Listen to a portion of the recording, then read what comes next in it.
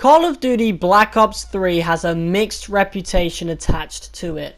On one hand, you have this game's iteration of zombies having the general consensus of being the best iteration, and the multiplayer was your usual Black Ops style, with the movement of Advanced Warfare plus wall running attached, being known as the best of the Advanced trilogy.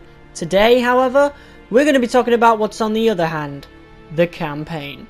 Now, one thing that needs to be said about Black Ops 3's campaign is that it's not bad, despite what the Yak Man tells you. By the way, YouTube, please let him monetize his videos again. He's genuinely one of the most honest and entertaining people on the platform.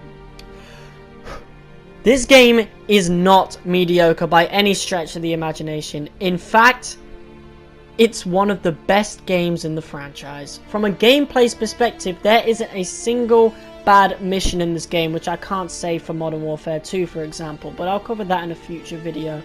Or you can just watch my playthrough of it. Whatever. What I'm trying to say here is that Black Ops 3's story is criminally underrated, and it's backed up by some kick-ass gameplay, which, by the way, can be played co-op, both online and split screen, which is incredible, honestly, and is a big part of why this is my favourite Call of Duty.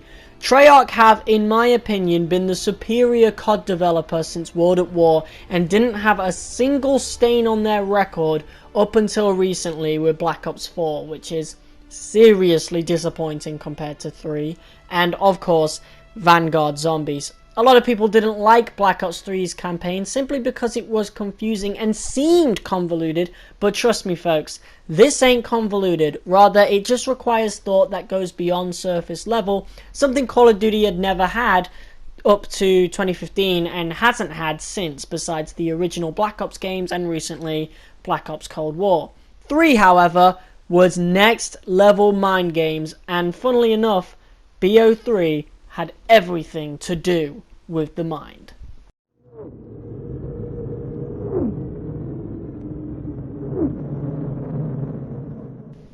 A common misconception is that the missions Black Ops and New World are the last ones to happen in game. This is false. Life is the final mission and the last in the Black Ops 3 chronological timeline, as I will explain later on in this video. So, we start with the first mission. The third to last mission in the timeline, titled simply Black Ops. So this is where you rescue an Egyptian minister and a bunch of other hostages alongside John Taylor's cyber ops team with Hendrix's hostage and rescue team, which you are a part of. Here is where we meet our wonderful protagonist player, Hendrix, Khalil, Moretti, Hall, Diaz, and tritagonist Taylor. Train go boom.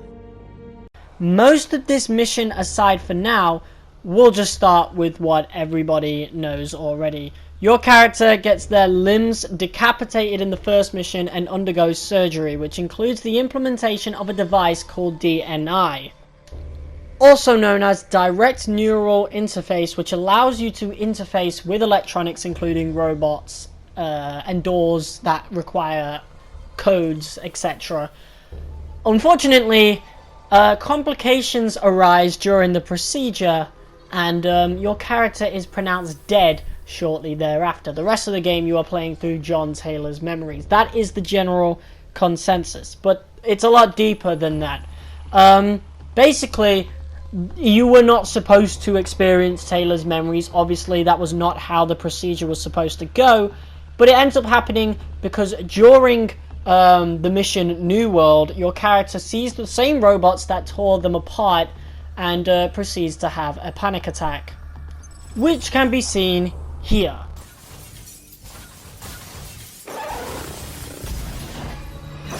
Hey, it's okay. It's okay. Just take a second. Take a deep breath in and tell me what happened. Like I was back in Ethiopia. The grunts. I lived it all over. It's happening to me. Shit. You know how your senses can trigger vivid memories? Make you think of sounds, sights, words from songs. Make you think of stuff you haven't thought of in years. The D.N.I can make that a lot more visceral. Little glitches on your optics, little whispers in your ear. This shit happens. The doctor can straighten it out. You just need to recalibrate your meds. Trust me, you're gonna be fine. Notice here how John Taylor is being held back by doctors. This is where your character has these complications that arise, which is shown during the scrolling text. As you can see right here, this version, but a different one from the first mission. Basically, that's how the whole story is explained. That is, for most people, how they experienced the story. And they said that this game disappointed them because, quite frankly, they just didn't understand the story. Those who have took the time to understand the story realize it is a lot more deeper than, oh, you died in the second mission and the rest is a fleeting dream.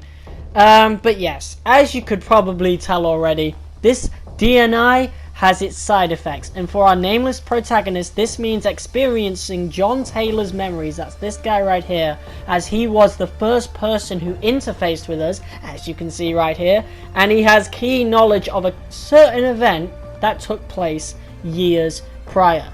This side effect is shown to us in the form of every mission from In Darkness up until life being within the mind of Black Ops soldier John Taylor, while the player is still in the hospital being prepped for surgery.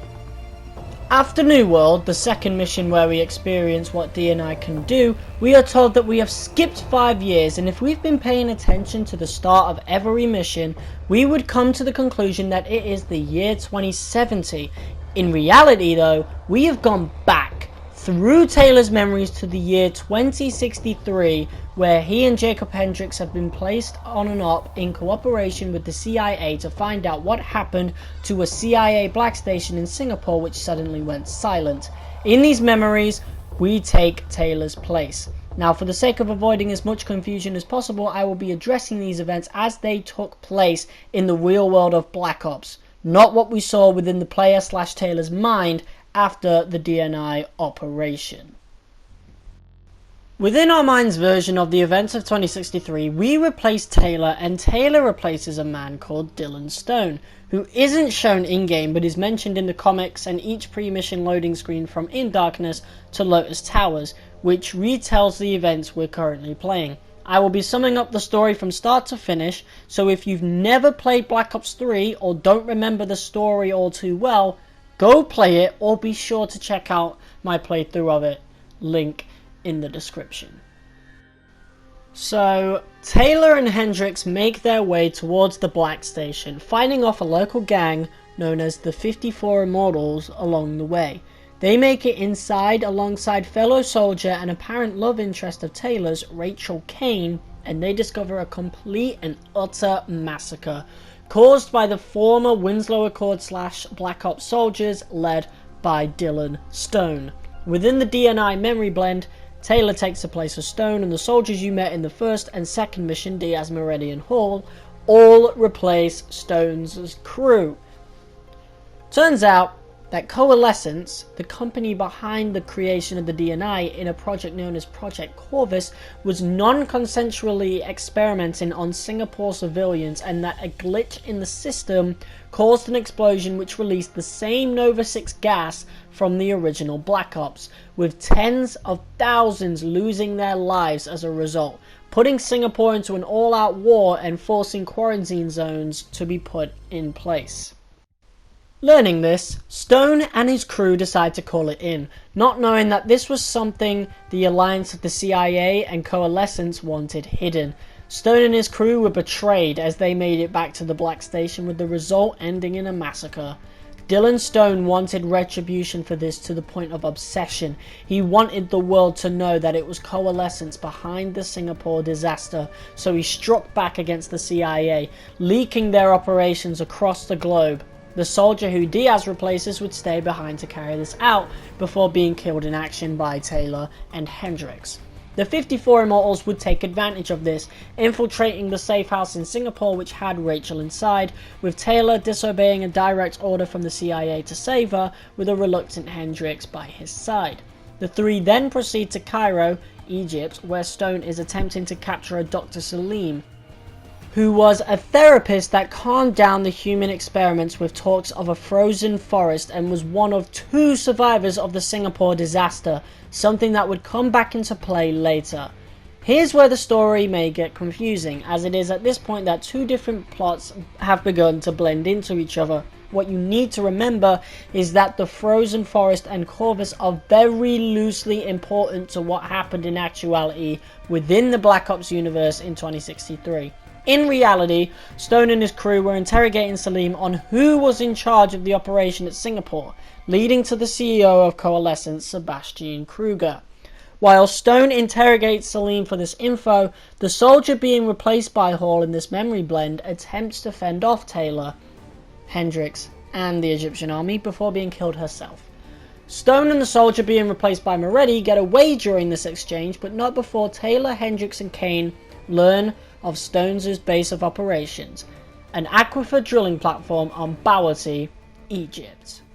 During their air assault, Stone escapes, but the soldier replacing Moretti does not, being kicked out of a window by Taylor and impaled below. Jacob Hendricks is getting increasingly frustrated by this. These are his friends they are killing in cold blood, getting excessively stressed with Taylor, as he seems to be doing it with very little conscience and regret. Hendricks also seems to be sympathizing with Stone, as the Singapore experiments and resulting disaster are wrong, and he knows this, but he also knows that Stone is leaking CIA operations, which is resulting in another Cold War that could lead to another World War, and hence must be stopped. He, of course, is torn, but he grits his teeth and continues to follow Taylor in their pursuit of Stone, the final target, who is holed up at Lotus Towers. With the help of an Egyptian revolution overthrowing local terrorist group known as the NRC, Hendricks and Taylor pursue Stone through the chaos before Taylor finally confronts Stone on the roof of Lotus Towers. The 2 battle to complete exhaustion, with Stone eventually bleeding out. Taylor is badly wounded as the 2 exchange some final words, which are unknown. The memory blend replaces it. They both lay, beaten, unable to best the other before Hendricks is able to reach them, and he shoots Stone, ending the altercation and extracting Taylor from the scene. At the end of it all, Taylor ends up undergoing surgery to join the Winslow Accord Cyber Ops initiative, having D.N.I. planted in him, which could have side effects to his memory. As a result, this almost severs the connection he has with Rachel, as Taylor is choosing the mission over her, and she's not sure if he'll even remember her after the D.N.I. is implemented. Jacob Hendricks, demoralized after everything that had transpired, opted out of the Black Ops team and instead became leader of a hostage rescue team, the same team the player becomes a part of in 2065, their first op being the first mission in the game, and we all know how that ends up. Don't forget the person that you were.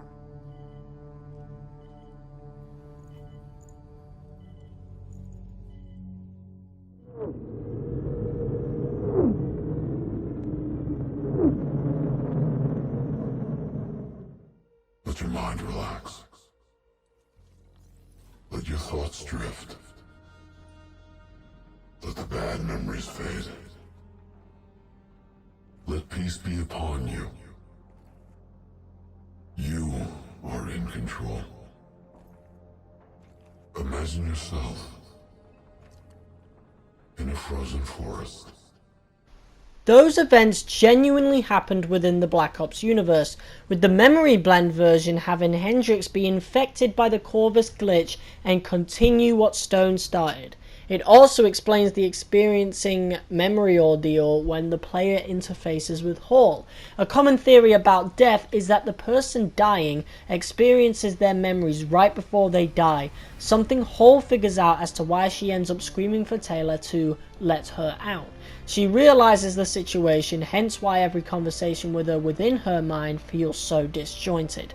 She knows you and Taylor are blending, and that you are replacing them in their memories, that she is also replacing someone. Taylor also figures this out in Lotus Towers. Have a listen. You've destroyed CIA operations worldwide. You put the entire wind-blowing Purge alliance in jeopardy, and for what? Do you even know? Do you have a fucking clue? You're being used. We're all being used. Don't you see that? Once we put this shit inside our heads, we handed over our souls to whoever held the keys. We're puppets. Actors playing out our roles. This time around, I'm the bad guy. Another thing is that the player is experiencing Taylor's memories from the hospital bed in just a few seconds in real time, as their life is slowly fleeting after their panic attack, also known as the complications Taylor is on about in the scrolling text of the first mission. The whole hospital ordeal is backed up by various nods to certain procedures to see if a body is still reacting to certain gestures, such as the clicking of fingers to get a reaction from a patient, which is shown within the memories as the player zones out before being snapped back to attention by Hendrix.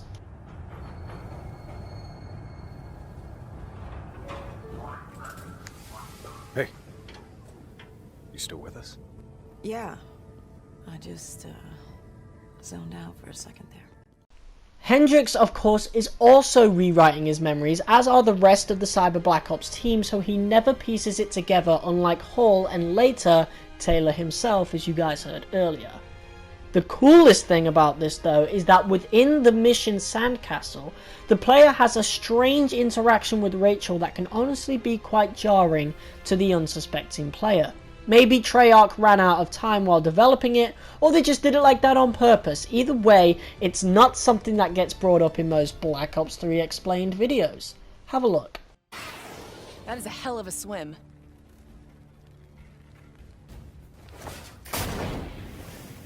Listen only to the sound of my voice. Imagine yourself in a frozen forest.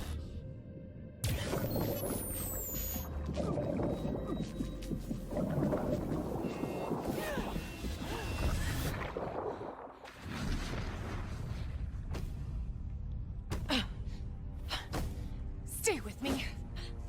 Breathe!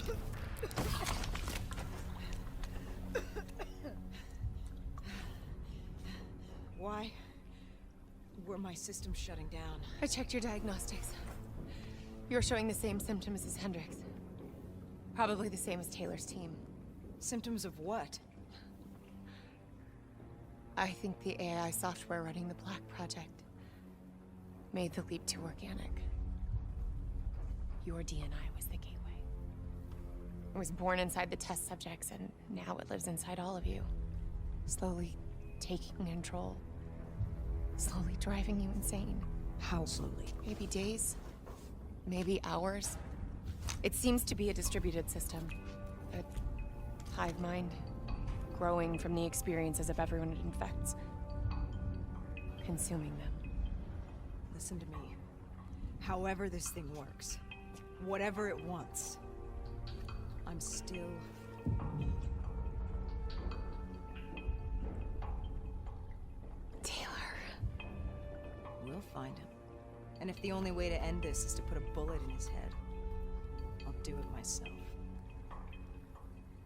He's not the only one. If the time comes, I'll do what needs to be done. We can find another way.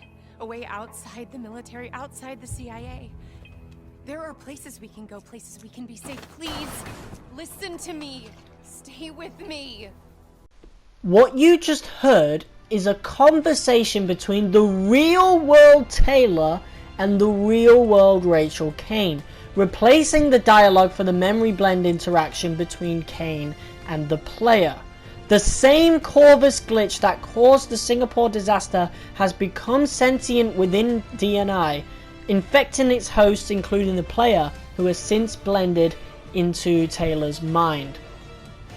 Now notice how Kane says that your D.N.I was the gateway. Now if the simulation was real, Hendrix's D.N.I would be the gateway because, or Hall or whatever, but no, specifically they say yours, but you are the last person infected out of everybody within the simulation. You are the last one who is infected, so you cannot be the gateway. Taylor, however, is. Taylor had the glitch inside of him. He interfaced with the player, and it spread to Moretti, Diaz, Hall, Hendricks, etc. It's actually a conversation between Taylor and Rachel in real time. It's so... it's crazy. They talk about how it overloads the host's mind, eventually killing them, and they acknowledge that that same infection is affecting Taylor too, with Taylor promising he'll do whatever it takes to stop the infection, including eliminating himself. Rachel says Taylor in a sorrowful way, knowing she could be losing him, and honestly, this is very well done by Treyarch. When the player / Taylor says, we'll find him, and if the only way to stop him is to put a bullet in his head, so be it. They are actually talking about Hendricks. As in real time, they are hunting him down to stop him, something we get to eventually see 2 missions later. Rachel pleads with Taylor, stating they can find another way, which Taylor ignores, prompting Rachel to plead, stay with me, before abruptly cutting back to the memory blend retelling of the Dylan Stone pursuit, which has since started glitching out with filter changing to black and white, snowing indoors, and hallucinations of a crow, symbolizing the death of the player whose body no longer exists, having their life support cut off by Kruger despite the pleading of Taylor as revealed by the scrolling text before the mission life. This is shown during the player's panic attack in New World. Corvus, the glitch in the system, wants answers. It was born in the minds of others through the conceptualization of D.N.I, most notably those who died in the Singapore disaster, and as a result of a faulty D.N.I, including the virus being implanted in the player, it has begun infecting the minds of the entire Winslow Accord cyber ops program, including the player, Taylor, Moretti, Diaz, Hall, and Hendricks. Now here's something most people don't bring up. Everybody but Taylor dies. How so? Well, in New World, Moretti states a bullet to your head will still get you a date with your maker. Within the simulation, meaning if you die within the D.N.I sim, you actually die. I'm guessing in the real world they'd go brain dead. Diaz actually dies as a result of dying within the memory blend retelling, along with Moretti and Hall. They all die. It all comes to a head in the mission life, where these events you are playing are actually happening in the real world of the Black Ops universe. You are Taylor. You are playing as him for real. The memory blend is almost complete, confusing both Taylor and the player. The player believes they are themselves while within Taylor's body after experiencing his memories. So for example, they believe they are in a relationship with Rachel, etc. The Corvus infection has since transferred to Hendricks, as Taylor within the memory blend simulation actually fought back and ripped out his D.N.I at Lotus Towers, although still having the D.N.I in reality, with Taylor also stating that the infection still exists within the player and Hendricks, and of course Taylor himself outside of the simulation. Hendricks, of course, taking a D.N.I operation alongside the player after the events of the first mission. By the way, love Jacob Hendricks. Great character, great voice actor too. Taylor and Rachel pursue Hendricks back to Zurich where the operations took place and home of Coalescence into the HQ of said company. A Corvus-infected Hendricks is looking to finish what Stone started by tracking down and interrogating CEO Sebastian Kruger, sole survivor of the Singapore disaster, because Dr. Salim got killed by Stone. Did I mention that earlier? I'm not sure if I had that in the script. Whatever. Yeah. Hendricks, controlled by Corvus, interrogates Kruger, sole survivor on the Singapore disaster, on why he started the D.N.I project all over again after it in the case of the Cyber Ops program and present day events, and attempts to find out what the Frozen Forest is. It being a made-up location used to calm down patients undergoing experiments in Singapore, something the Corvus glitch becomes obsessed with alongside its purpose. Rachel and Taylor fight their way inside the Coalescence HQ, finding the same Nova 6 gas almost used in World War II and the First Cold War during the events of the original Black Ops. Corvus has taken control of all the building's electronics and tricks Rachel into believing what she sees on screen and that she can deactivate the gas. She steps inside the Nova 6 room and is promptly locked inside before the gas is set off, killing her in front of Taylor, her lover. And it's for real too. Rachel Kane didn't have a D.N.I. It really is a tragedy. Forced to march on, Taylor locates Hendricks with Kruger mid-interrogation. After Kruger refuses knowledge of the information that Corvus is desperate for, the infected Hendricks kills Kruger, who also has a D.N.I., prompting Taylor to shoot and kill Hendricks before Taylor remembers the promise he made to Rachel and shoots himself, seemingly stopping the Corvus infection. Hi guys, just a little interlude here. We're going to be reading a few of the scrolling texts, specifically 3 of them. The Black Ops one, the New World one, and the Life one, as they are the most important missions in the game, and they go in chronological order from Black Ops to Life. So we're going to read them all right now. So this is Black Ops. October 27th, 2065. At approximately 2 o'clock, we received confirmation that HVI Egyptian Prime Minister C.I.A. had been located at an NRC airfield in the Ethiopian Semien mountain range. Following the NRC's recent defeats in Cairo, Sokwa had reason to believe the minister was to be made an example of in retaliation. Mission priority was to extract the minister via exfil drone located outside the principal AO. Airspace window was limited. Mission success relied on the hacking of the site's dead systems. We moved in at 9 o'clock. The operation was coordinated between 2 teams. Primary was my team, the Winslow Accord Black Cyber Ops Division, comprised of specialists Sebastian Diaz, Sarah Hall and Peter Moretti. Secondary was Winslow Accord Special Forces led by CEO Jacob Hendricks and a bunch of new faces. Plan was that my team would keep the NRC occupied while the WASF moved to secure the HVI for extraction. Personal disclosure, this operation was my first time working with Hendricks since Lotus Towers? I think it's Lotus Towers. I forgot the name of it. I don't know why. I've literally been working on this video all day. Whatever. He noticed the scarf on my arm and asked about Rachel. I guess he hadn't heard about our separation. As you no doubt already know, the operation did not go as planned. WASF discovered additional hostages on site, among them Lieutenant Khalil, captured by the NRC at Lotus Towers, and previously assumed C.I.A.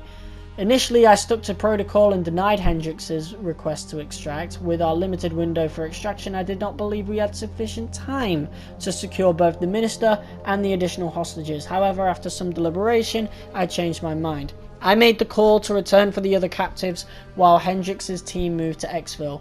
Though the drone was able to secure the minister and Khalil, the others were not so lucky. Hendricks' VTOL was forced out of airspace with his team still on the ground. Though they tried to fight back, they were quickly surrounded and brutally overwhelmed by NRC bipedal bots. Most did not survive. I'd like to state for the record, the responsibility of this outcome lies solely on myself. No blame should be apportioned to Hendricks, even though he directly challenged my orders. I was the one who decided to break protocol and return for the other hostages. Even in light of the tragic consequences of my decision, I do believe that trying to save the lives of our allies was indeed the right thing to do. The sole survivor of Hendricks' team was taken to the Zurich facility to undergo emergency life-saving procedures. After being stabilized, they were quickly identified as a potential candidate for the Cyber Ops program and were fitted with a D.N.I. Prior to limb replacement surgery and full body augmentation, I personally interfaced to assist with their integration, acclimation, and training. They had potential. Unfortunately, complications arose during the procedure. They were pronounced dead shortly thereafter. Most people take just that text and judge the whole story off of that. But we do have the 2 other important ones. New World. Personal log, John Taylor. My team and I, Specialist Dylan Stone, Javier Ramirez, Alice Conrad, and Joseph Fierro have been selected to plus up a new Winslow Accord Black Ops team. So New World, the personal log for New World is actually set right after Lotus Towers. Our new CO, oh no, before, way before, even before Cyber Ops, so before In Darkness. So I think about 5 years before it, I don't know. There we go. Our new CO is Jacob Hendricks. He's easygoing and direct, but has that don't dare mess with me attitude. I like that. If ever a team needed that sort of headstrong approach, it would be this one. For the duration of our training, I have been designated with the call sign Romeo. It's a leave your name and personality at the door sort of gig. Ramirez, Conrad, and Fierro have all been assigned especially stupid names. Since we got to the Zurich facility, training exercises have consisted of advanced tactical communication procedures, specialist weapon training, and operational protocol, all within the context of different historical and hypothetical mission scenarios. Though the specifics of our operational parameters have not been fully clarified at this time, we all know why we're here. No one says it, but none of us are in any doubt as to what kind of ops we'll be running. Wet work. The training is intensive and high risk, but if we make it through the month, we'll be selected to begin action with Hendricks as our CO. If all goes well, it'll be back-to-back tours in some of the worst conflicts across the globe. We're going to make a difference. Maybe bring stability to these regions. We just have to kill the right people. Note to self, start getting used to correct terminology. Taylor out. So that was when he was selected to enter the Winslow Accord Black Ops team. So that's way before any other journal entry here. So of course, you can also check out the other ones, but we're gonna just go straight to we're gonna read Lotus Towers. I feel like it's important. We're gonna read the second half of it. So yeah, you guys know Hendricks saves Taylor, kills Stone, and this is what happens. I was saved only by the intervention of Hendricks, who despite all his prior doubts was finally terminated our target. After the operation, Hendricks requested transfer out of the Wetworks unit, a request that I fully understand given what he's been through. I have written a letter of recommendation stating that it has been an honor to train under him, work with him, and learn from him. Regarding my own reassignment, the extent of my injuries required urgent non-consensual surgical reconstruction. Non-consensual? Damn.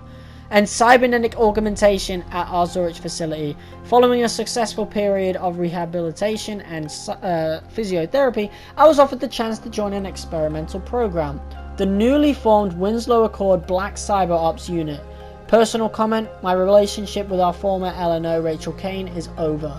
Our fundamental disagreements about our respective futures in the military closed the door to any future we might have had. It may not have worked out, but I have no doubt that I have made the right decision.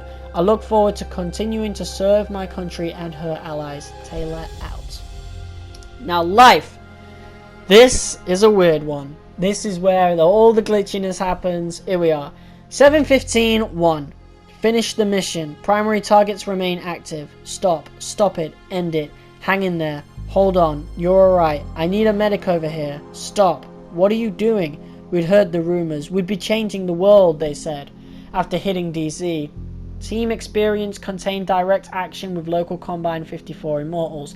Delta, Romeo, Alpha, Gold, Oscar, Victor, India, Charlie, Hotel, Kilo, Romeo, Alpha, Victor, Charlie, Hotel, Echo, November, Kilo, Oscar, Sierra, Tango, Echo, India, November, Echo, Romeo, Tango, Hotel, Echo, Sierra, Echo, Mike, Echo, November, Mike, Uniform, Sierra, Tango, Delta, India, Echo. Team was forced to initiate secondary protocol Echo 2. 4 records of the project were expunged. This was vengeance. Reboot in progress. Authorization required. 2/19/7/25. Corvus, Hendricks, Kane, Zurich, Diaz, Hall, Moretti, Cairo, Stone, Ramirez, Conrad, Fierro, Singapore, Taylor, Ethiopia. Get your hands off me. Get off me. You need to do more. You can't give up now. Performing a variety of physical coercion methods approved with accordance of standard assistance of the NRC. Tango Stone was extracted to a war is all I know. Lima, Echo, Tango, Mike, Echo, Golf, Oscar, Yankee, Oscar, Uniform, Mike, Uniform, Sierra, Tango, Lima, Echo, Tango, Mike, Echo, Golf, Oscar. Come on, wake up. You can do it. Open your eyes. Don't you think it's time you woke up? I am committed to this. Taylor out. Secondary was Winslow Accord Special Forces, led by C.O. Hendricks, leading a new unit. We fitted the newest subject with their D.N.I. and prepping them for surgery as a way of initiating him into the program is code for covert ops if I've ever heard it. 6-13-6. What happened? Day. What day? Hang on. Get to the APC. Get out of there. Hang tight. You're not dying today. Encryption unknown. Cannot verify. Overriding protocol systems failure. Please enter proper authorization clearance. This isn't right. This wasn't how it was supposed to be. An error? What do you mean there's an error? Can't you see they're still alive? Can't you see they're still breathing? I don't care what the encryption is. Do it. Do it now. And the rest is, again, a bunch of gibberish. Hey, are you still with us? I need you to focus on me. Come back to me. You can't do this. Don't shut it down. Don't you dare shut it down. End of the day, it was the right call. We all know what we signed up for. This is part of playing the game. There's life in you yet. Don't you think it's time you woke up? So, there's a lot to unpack with this one. Where was it? Can't you see an error? What do you mean there's an error? Can't you see they're still alive? Can't you see they're still breathing? That's Taylor pleading with Kruger not to pull the plug on the player. Kruger responds, I don't care what the encryption is, do it now. To which Taylor responds, you can't do this, don't shut it down, don't you dare shut it down. And of course, they switched it off, killing the player, which was at the end of New World. That's when it took place. And then what happened was the Corvus infection on life. Geordie out.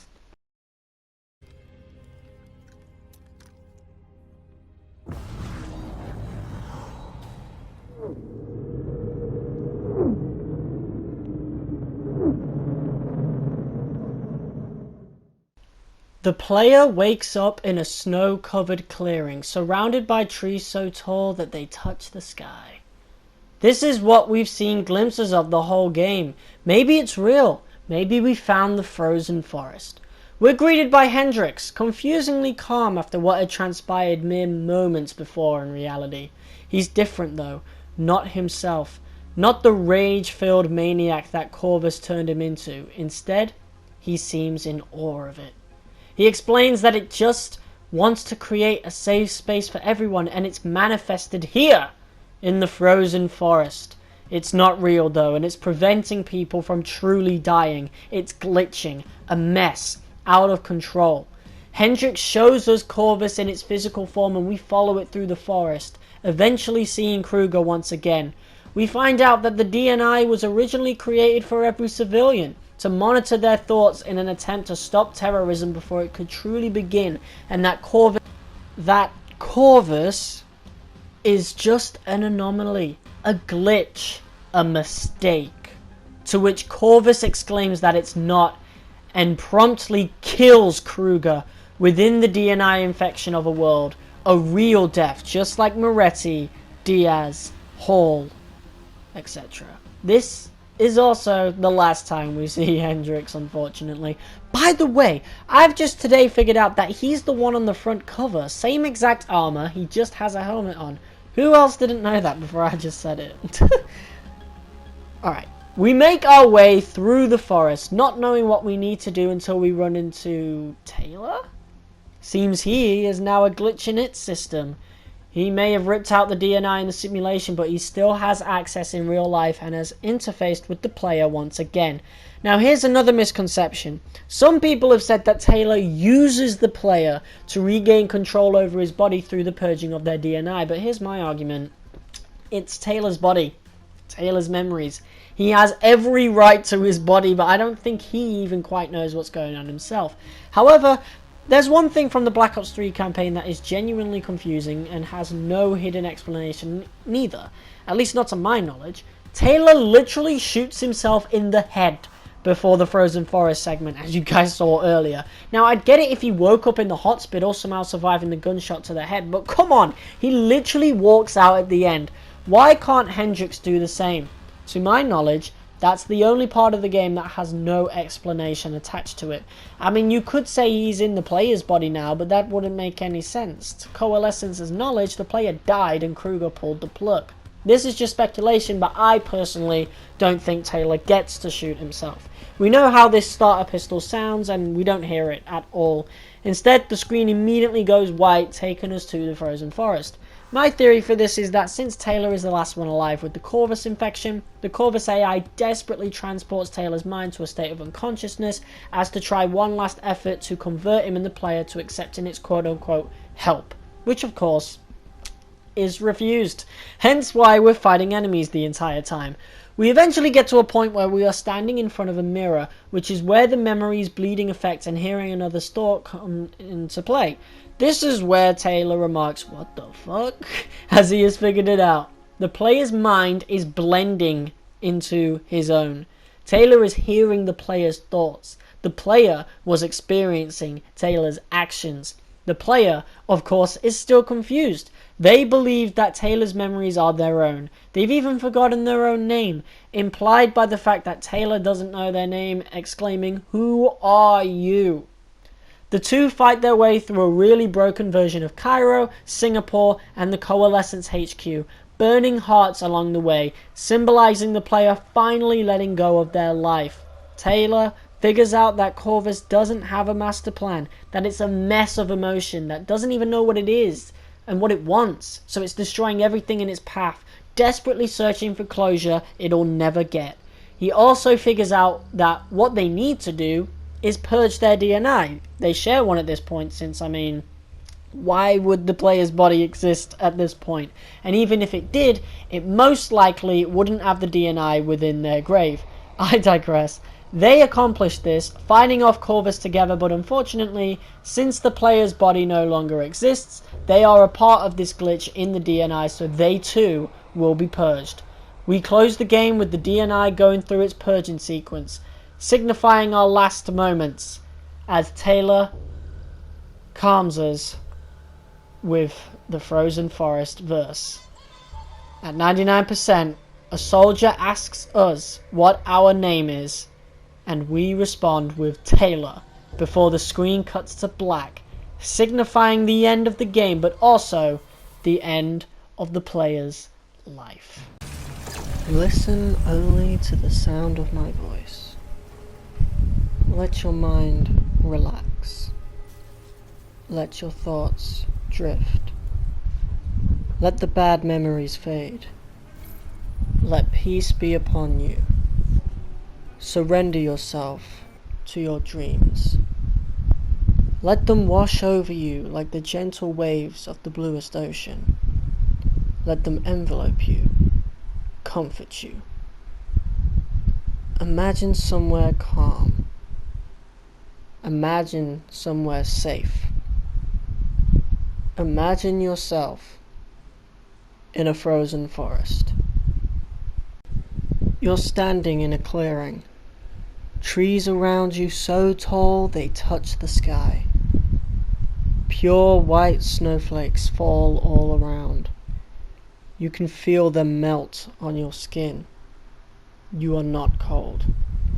It cannot overcome the warmth of your beating heart. Can you hear it? You only have to listen. Do you hear it slowing? You're slowing it. You are in control. Calm. At peace.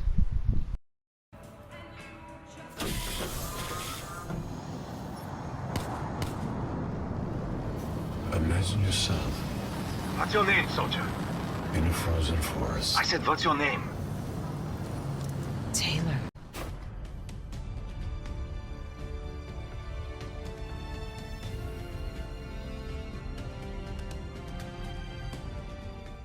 Let's all have a moment of silence for John Taylor.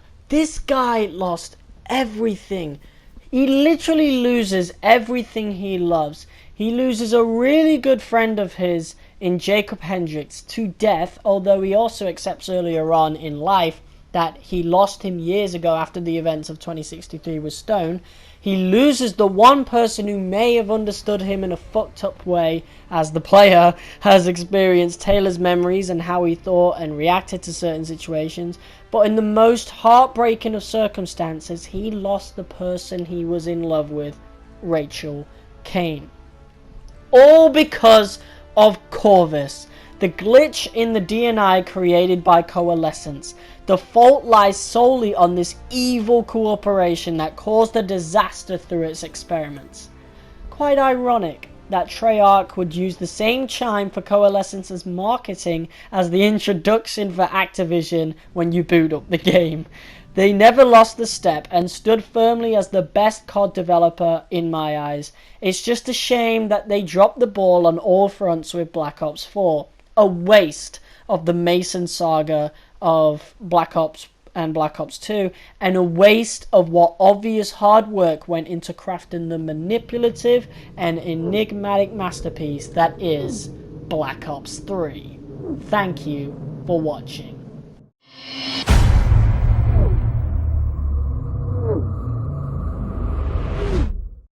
What do you think I'm gonna say next? Outcome.